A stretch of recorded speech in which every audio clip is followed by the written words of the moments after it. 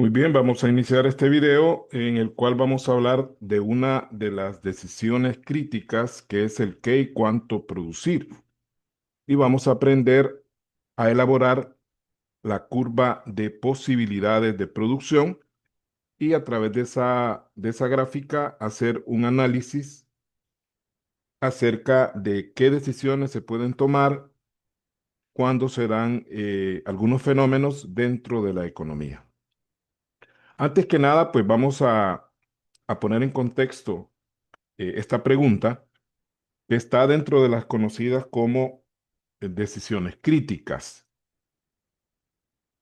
En economía existen tres problemas a los cuales cada sociedad debe darles respuesta. Estos problemas se denominan decisiones críticas. ¿Por qué decisiones críticas? Porque estas decisiones van a incidir en el desarrollo económico de esa sociedad, en la medida que la misma sociedad tenga la capacidad de darles una respuesta apropiada.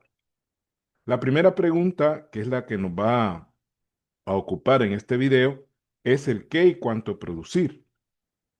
Es decir, qué productos o qué bienes y servicios una economía debe producir para satisfacer las necesidades de su población y en qué cantidades se deben producir, porque no solamente es determinar qué vamos a fabricar o qué vamos a producir, sino también en qué cantidades, porque no vamos a producir una cantidad mayor a la necesaria, puesto que esto generaría un exceso de oferta que al final pues sería ineficiencia. Y lo mismo ocurriría si producimos menos. Ahora, en una situación real, nunca se produce exactamente la cantidad necesaria. Siempre van a haber excesos de oferta o excesos de demanda. La oferta y la demanda es un tema que veremos más adelante en otro video. En una sociedad capitalista como la nuestra, esta decisión no la toman una determinada persona, sino que estas decisiones se toman a nivel de mercado. Es decir, es el mercado el que determina qué es lo que se va a producir y en qué cantidades. Cuando un producto deja de ser consumido, a la larga desaparece del mercado. Y cuando un producto empieza a ser demandado en mayor cantidad, es decir, consumido en una mayor cantidad, pues el mercado se encarga de satisfacer esa necesidad. Así funciona el mercado en un sistema capitalista. Ahora, en la medida en que le demos una buena respuesta a esta pregunta, se dice que tenemos una eficiencia económica. Luego tenemos el cómo producir, que también es objeto de otro video, el cual ya tiene que ver con las combinaciones óptimas de insumos que se pueden utilizar para precisamente fabricar o producir esos bienes y servicios de los que hemos hablado en la pregunta número uno, tomando en cuenta siempre en cualquiera de ellos el principio de la escasez. El principio de la escasez que nos dice que todos los recursos son escasos, mientras que las necesidades que se pueden cubrir con esos recursos son ilimitadas. Por lo tanto, hay que ajustarnos a una limitada cantidad de recursos a la hora de decidir. Entonces, aquellas economías en las cuales hay altos niveles de desarrollo tecnológico son generalmente las que pueden darle una mejor respuesta al cómo producir, porque pueden producir una mayor cantidad de bienes y servicios con menos recursos. Y si eso se logra, se tiene una eficiencia técnica. Así, los países desarrollados, como la mayoría de países europeos o algunos países asiáticos, o aún en América, pues tenemos a Estados Unidos y Canadá, son países con altos niveles de desarrollo tecnológico y eso les permite poder ajustar esos recursos limitados y sacarles el máximo provecho. Y la tercera pregunta, que también vamos a hacer un video sobre ella, es el para quién producir. Esto tiene que ver, alguien puede decir, bueno, es lógico, vamos a producir para las personas, sí, pero este para quién producir no se refiere a eso, se refiere a quiénes son los que se benefician en mayor medida de lo que se produce. ¿Quiénes son las personas que tienen mayor acceso a esa producción? Y esto tiene que ver con la distribución de la riqueza. Y es una pregunta que muchas sociedades están en deuda para responder de manera eficiente, porque las desigualdades se dan en estas economías. Es decir, hay muchas personas pobres y muy pocas personas ricas. Es decir, hay una gran grueso de la población que tiene acceso a una limitada cantidad de recursos y hay un porcentaje muy mínimo de personas privilegiadas que tienen acceso a grandes porciones de esos recursos. En la medida que una sociedad es mucho más equitativa en este aspecto, se dice que se tiene una mayor eficiencia social, ¿verdad? Entonces, cuando nosotros combinamos las tres eficiencias, en la medida que esa intersección que se da entre las tres preguntas, en la medida que esa intersección sea más amplia, significa que estamos siendo más eficientes económicamente porque estamos produciendo lo que la gente necesita, eh, técnicamente eficientes porque estamos produciendo con el menor costo, aprovechando al máximo los recursos tecnológicos y socialmente eficientes porque la distribución de la riqueza es relativamente equitativa, porque no vamos a encontrar ninguna sociedad en la cual el 100% de la riqueza esté distribuida de manera equitativa entre el 100% de su población. Siempre van a haber desigualdades, pero la idea es minimizar esas desigualdades para que no sean tan marcadas y haya tanta gente en miseria, mientras que hay otras personas que les sobra el dinero que podrían vivir 3, 4, 5 vidas y aún así les sobraría recursos. Bien, pero como el enfoque de este video este es como una introducción a la primera pregunta, ¿verdad? Vamos a ver la primera pregunta. Y ya lo decía yo en la lámina anterior, la economía es conocida como la ciencia de la escasez, ya que la base de su estudio es el hecho de que todos los recursos son escasos y por lo tanto se debe buscar una utilización óptima de los mismos. Eso, en cualquiera de las tres decisiones que se vayan a tomar, siempre debemos tomar en cuenta el principio de la escasez. Los recursos son limitados, las necesidades son escasas y por lo tanto no nos queda otra alternativa que buscar la utilización óptima de esos recursos y sacarles el máximo provecho. La producción de bienes y servicios en una economía debe estar orientada a la satisfacción de las necesidades de su población, tales como alimento, vivienda, diversión, salud, educación. Todas esas son algunas de las múltiples necesidades que en una sociedad se dan.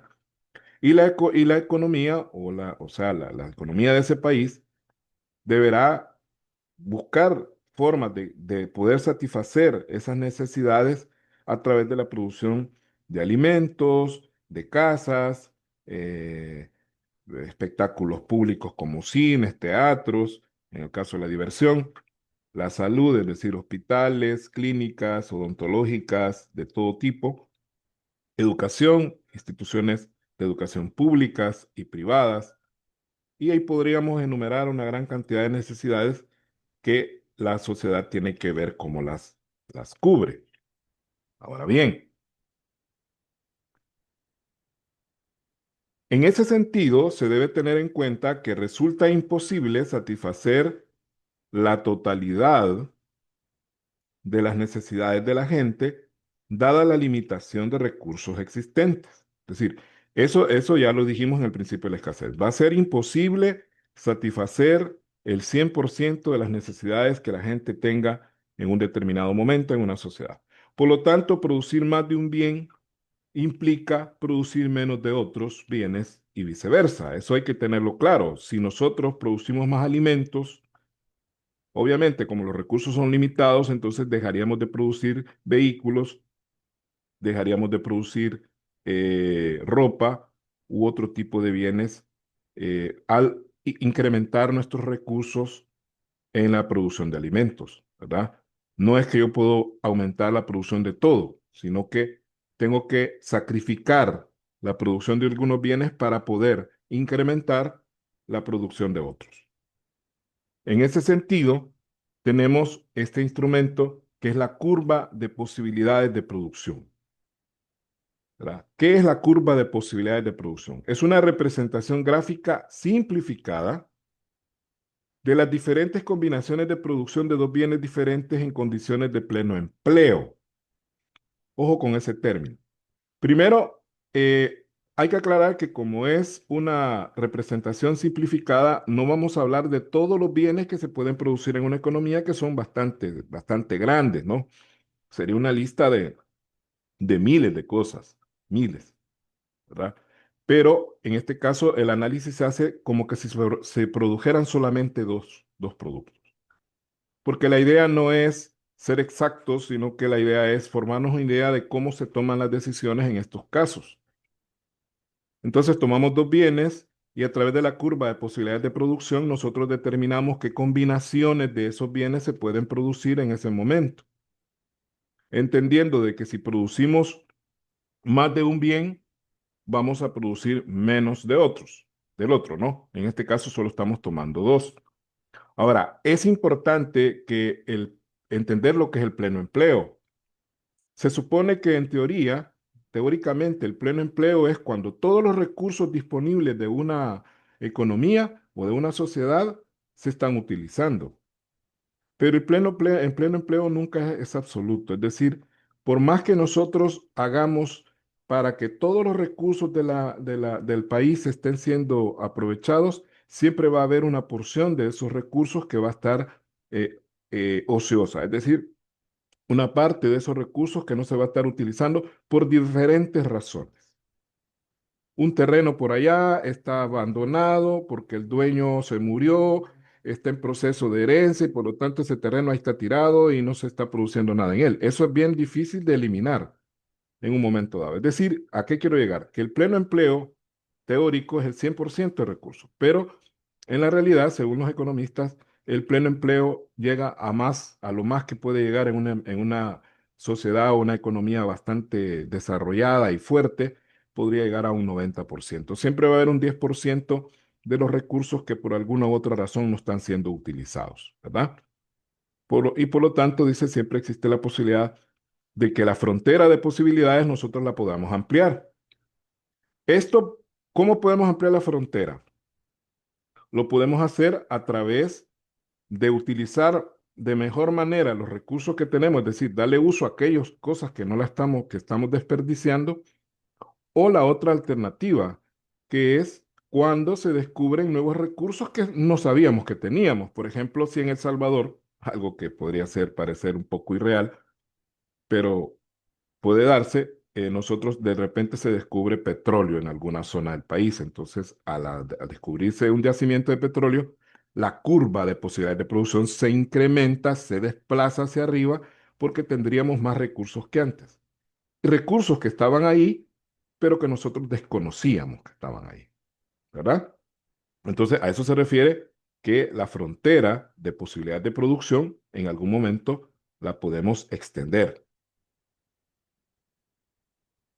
Otro de los aspectos que tenemos que considerar es que la relación entre la cantidad de un bien X, o sea, un bien cualquiera, con respecto a la cantidad de un bien Y, es del tipo trade-off. ¿Qué significa eso? Bueno, esta palabra, si usted la busca en el traductor, pues le va a aparecer que significa compensación, pero eso no nos dice mucho.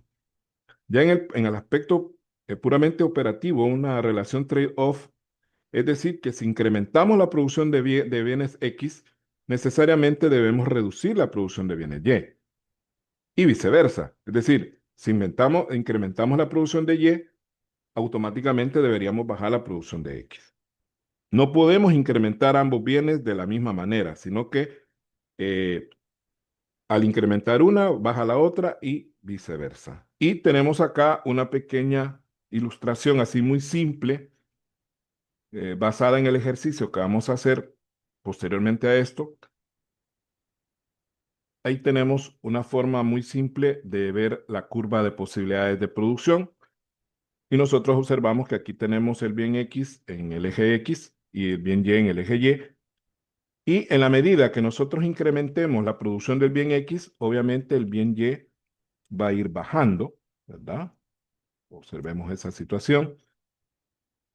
En la medida que X, el bien X acá, suba hacia arriba,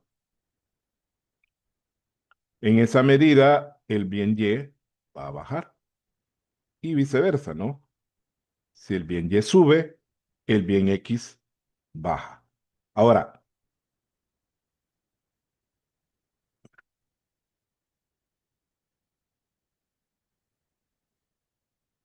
Ahora bien, lo que decía hace un rato, ¿no? Esta curva nos da la frontera, esta curva. Nosotros no podemos producir más allá de esta frontera, ¿verdad? ¿Por qué? Porque para eso necesitaríamos que las posibilidades de producción se incrementaran, ¿verdad? Que encontráramos petróleo, que lográramos algún avance tecnológico que nos permitiera ser más productivos, en fin, cualquier otra cosa que nos podría permitir incrementar los recursos disponibles, entonces la curva más o menos se movería hacia acá, ¿no? Habría una ampliación de la frontera de posibilidades.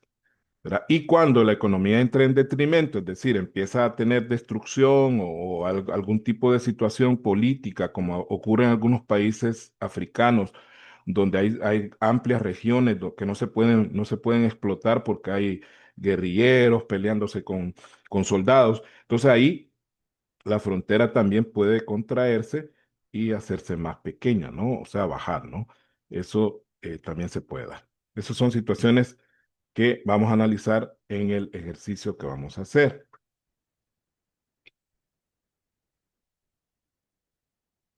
Muy bien. Vamos a plantear un ejercicio.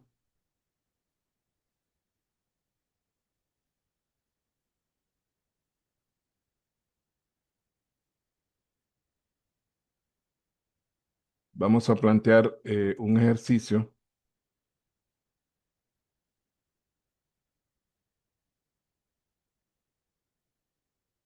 Lo tenemos acá. Dice que en la región económica X, o sea, una región económica puede ser un país, una provincia, un, un departamento, ¿verdad? De un país, eh, se producen solamente dos bienes, carros y alimentos, ¿verdad? Vamos a simplificar a eso, que solamente son dos bienes lo que se están produciendo, carros y alimentos. De acuerdo con la información recolectada, las combinaciones que se pueden dar dentro de las posibilidades actuales se plantean en la tabla siguiente. Tenemos combinaciones o puntos, le vamos a llamar el punto A, el punto B, el C, el D, el E y el F. Y dice que aquí tenemos carros y aquí tenemos alimentos en toneladas. Los carros los tenemos en unidades, es decir, cuántas unidades de vehículos estamos produciendo. En un punto A dice que producimos 0 carros y 10.000 toneladas de alimentos. Es decir, en este punto A no producimos vehículos, solo alimentos. ¿Cuánto podemos producir de alimentos? 10.000 toneladas. En el punto B, nosotros ya producimos 30 vehículos, pero la cantidad de toneladas de alimentos se reduce, por lo que habíamos dicho hace un rato, ¿no? A mayor producción de X, menor producción de Y. Entonces se reduce a 9.100 toneladas de alimentos. En el punto C, subimos a 50 unidades de vehículos, pero únicamente podríamos producir 7.500 toneladas de alimentos. En el punto D, subimos a 75 vehículos, pero podríamos producir 4.375 toneladas de alimentos. Al subir a 90 vehículos, bajamos a 1.900 toneladas de alimentos. Y al producir 100 vehículos, pues ya no tenemos recursos para producir alimentos y llegamos al otro punto extremo donde no hay alimentos. Obviamente que estos dos puntos extremos no serían muy realistas porque tendríamos que buscar un punto intermedio que sería lo más adecuado porque ambas cosas son necesarias, carros y alimentos, ¿verdad? Pero habría que ver cuál es la prioridad para ese país y determinar en ese sentido cuál sería la mejor opción. Bien. ¿Qué vamos a hacer con esta información? Vamos a hacer varias cosas. Primero dice elaborar la curva de posibilidades de producción con esa información que tenemos ahí. Vamos a determinar el costo de oportunidad de la producción de ropa con respecto a los alimentos en cada punto. Para eso vamos a tener estas dos columnas adicionales. Ahí vamos a calcular el costo de oportunidad y lo vamos a explicar En el punto C dice, marque un hipotético punto G, que es 35 carros contra 6.000 toneladas de alimentos. La pregunta es, ¿qué representa ese punto? Esta es una pregunta que representa este punto dentro de la capacidad del sistema productivo de esa región económica y qué recomendaciones haríamos, ¿verdad? Tomando en cuenta el tipo de bien que estamos produciendo, que son carros y alimentos. El punto D, marque un hipotético punto H, 65 carros con 11.000 toneladas de alimentos. ¿Qué representa este punto dentro de la capacidad del sistema productivo de esta región y qué recomendaciones haríamos tomando en cuenta los bienes producidos? Vamos a partir de el gráfico primero. Vamos a partir del gráfico para los alumnos de la Panamericana, que son para ellos especialmente este video, Economía 2. eh, yo voy a hacer el gráfico acá en una herramienta que es muy útil, que es muy buena, que se llama GeoGebra, ¿no? La recomendación que yo les hago es que ustedes lo hagan en Excel o lo hagan a mano, ¿verdad? Porque si lo hacen a mano, siento yo que hay mayor práctica de parte de ustedes. Lo primero que vamos a hacer, jóvenes, es traer aquí la tablita. Aquí tenemos la tablita eh, de los puntos A, B, C, D, E y F. Es la misma tabla que acabamos de estar viendo, ¿no? Es la misma tabla. Entonces acá nosotros vamos a ir primero punteando, ¿no? Pero primero vamos a poner el título. Hay que ponerle título al gráfico. Y en el eje de las X, si usted observa, vamos de 5 en 5, 5, 10, 15, 20, hasta llegar a 100, que es el total de toneladas máximas, perdón, en la mayor cantidad de carros máxima que podemos producir. Y los carros los vamos a poner precisamente en el eje de las X. Y en el eje de la Y, el máximo de toneladas son 10.000, parece, 10.000 toneladas. Pero aquí llega hasta 12, pero en realidad sí, vamos a usar hasta 12 por el punto, un punto que queda fuera de la gráfica. ¿Verdad? Vamos a graficar hasta 12. Y ahí vamos a colocar los, eh, los alimentos. Estamos los alimentos. Aquí está de 2.000 en 2.000, 2.000, 4.000, 6.000, 8.000, 10.000, 12.000 toneladas de alimentos. Recuerde que este es un caso hipotético, no vamos a poder hacer cuentas de qué tipo de alimentos, ¿verdad? Qué tan caros pueden ser. No tenemos precios a la disposición, solo cantidades, ¿verdad? Ya con esa información lista, esta tabla no es necesario que usted la haga en el gráfico. Ojo con esto. Yo la pongo aquí por referencia, ¿verdad? Pero usted ya la tiene hecha o ya la tiene en el ejercicio, solamente va a ir sacando los datos de ahí. Dice que para cuando se producen 0 vehículos, se producen 10.000 toneladas de alimentos. Ese es el punto A. Mire, el punto A, que 0 unidades, 0 carros, 10.000 toneladas de carros, perdón, de alimentos.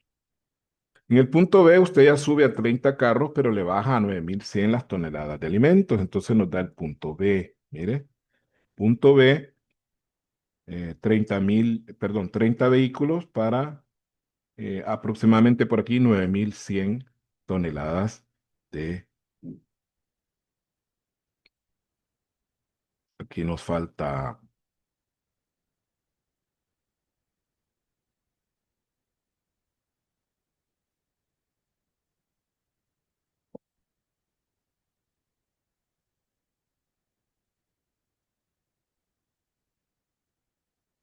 no es necesario que le pongamos la coordenada, solamente la letra, ¿verdad? Solamente la letra. Hacer esto un poco más allá, cerramos aquí. Es el punto B. El punto C es 50 vehículos, 7.500 toneladas de alimentos. Aquí tenemos, ¿no? Aproximadamente 7.500. Para el punto D son 75 vehículos y 4.375 toneladas de alimentos. El punto E son 90 vehículos para 1.900 toneladas de alimentos. Y en el punto C son 100 carros con 0 toneladas de alimentos.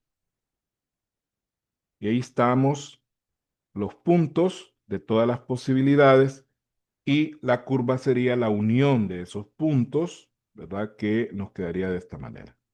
Esa sería nuestra curva de posibilidades de producción, entendiendo que cada combinación, la A, la B, la C, está dentro del presupuesto de recursos que en ese momento están disponibles en esta economía en un pleno empleo relativo, ¿verdad? Porque dijimos que nunca estamos a un 100% en cuanto a pleno empleo, lo más que llegan algunas economías es al 90%.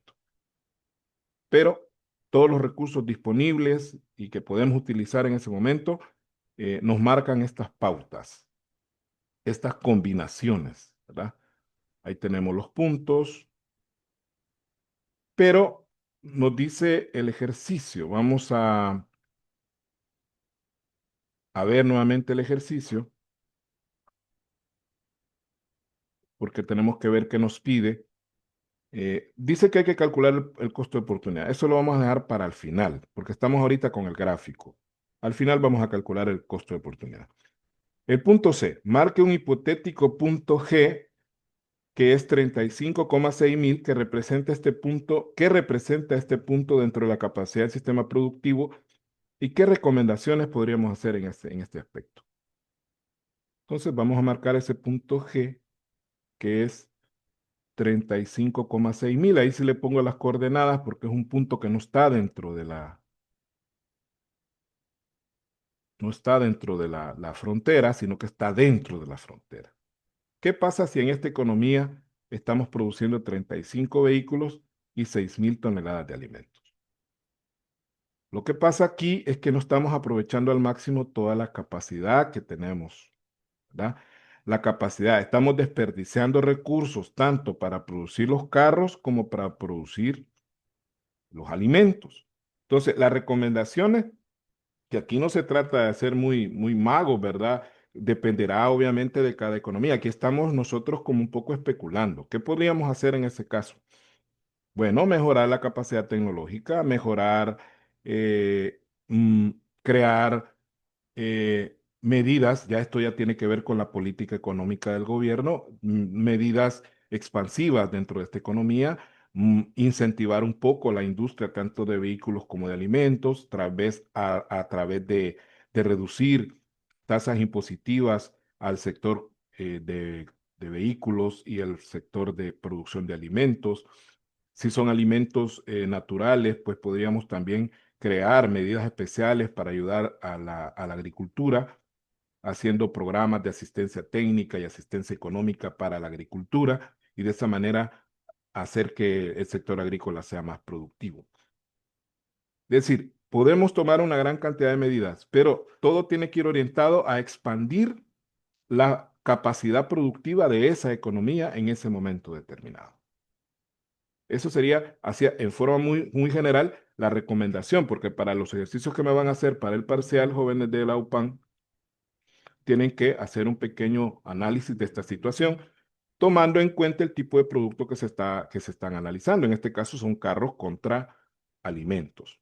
Si fueran alimentos procesados, pues también podríamos hacer una especie de campaña para que viniera inversión extranjera de empresas que produzcan más alimentos, ¿verdad? Que podrían poner, como en el caso de El Salvador, tenemos la empresa Calvo, que es española y que tiene una concesión para poder explotar atún en la zona oriental y ese atún pues es producción de alimento.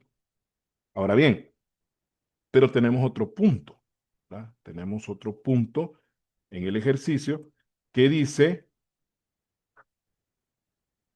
eh, marque un hipotético punto H, 65 carros con 11.000 toneladas de alimentos y que representa este punto dentro de la capacidad productiva de la región económica. ¿Y qué recomendaciones? Yo creo que aquí recomendaciones no es tanto, porque si nosotros vemos este punto G, H, perdón, nos cae arriba, mire. Esto lo que habría que analizar es en qué medida, qué podríamos hacer para lograrlo, ¿no? Si lo vemos, está bastante arriba.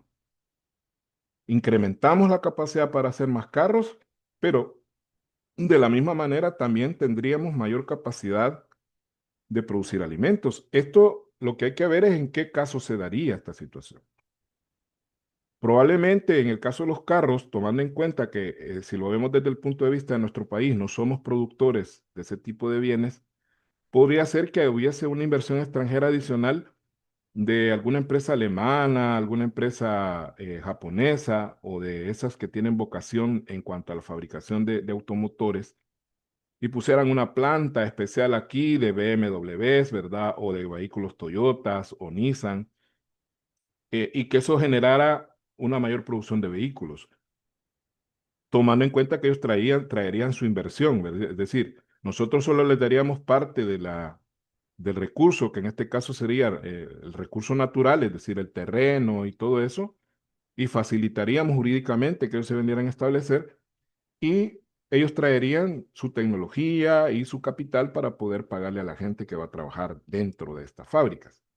Eso sería por el lado de los vehículos. Y en el lado de los alimentos, pues podría ser que nosotros creáramos algún tipo de política gubernamental en el cual pues tratáramos de reactivar la agricultura, que es algo que prometió el FMLN en su momento y nunca lo hizo. No es que no lo logró, sino que no lo hizo sencillamente. O sea, el FMLN prometió reactivar el agro y no es que no pudieron hacerlo, sino que no quisieron hacerlo. Y este gobierno, pues que me un poco ha hablado de eso, no mucho, el tema agrícola casi no se menciona, más allá de los agromercados, que eso no es realmente una medida sustentable para poder reactivar la producción de alimentos.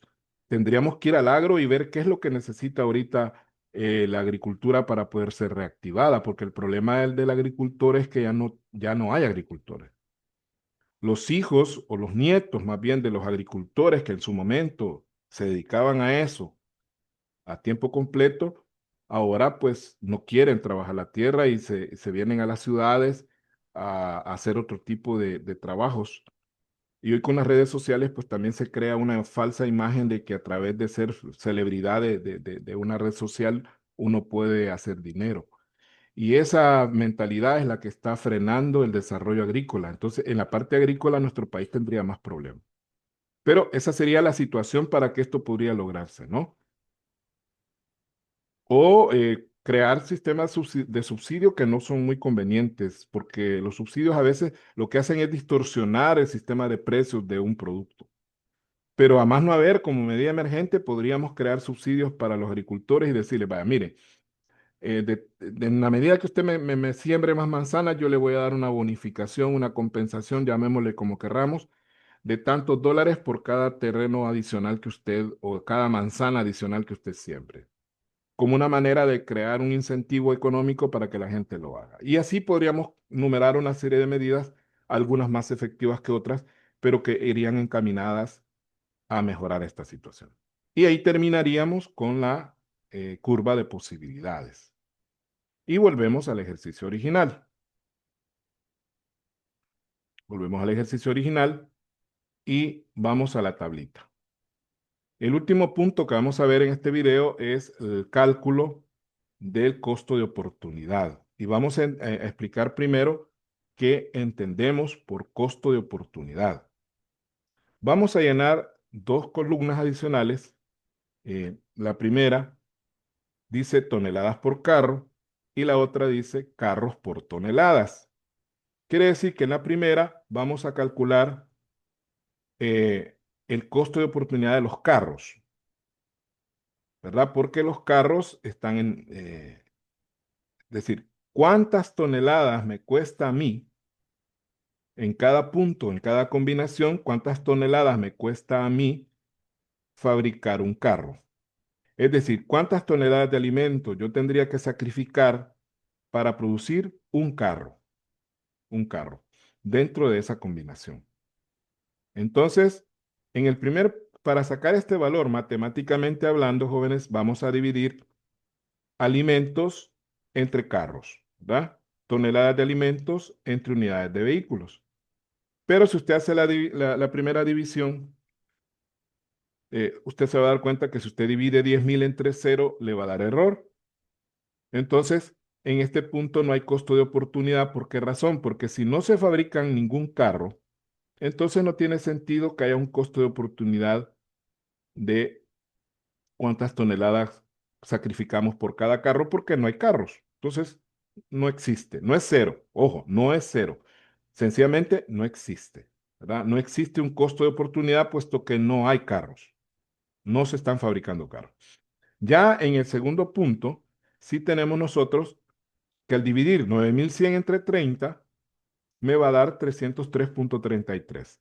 Quiere decir que en este punto, cada carro fabricado me está haciendo sacrificar 303,33 toneladas de alimentos. Eso sacrifico yo por cada carro.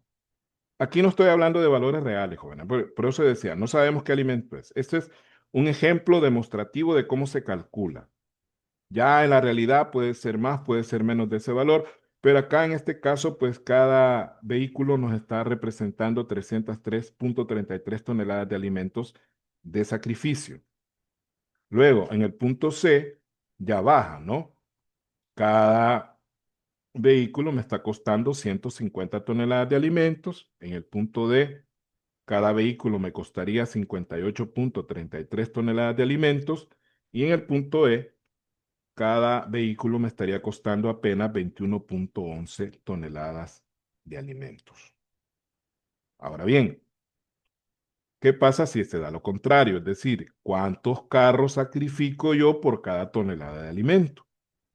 Y ahí voy a dividir carros entre toneladas. Y digo, cero entre, perdón, aquí me faltó algo.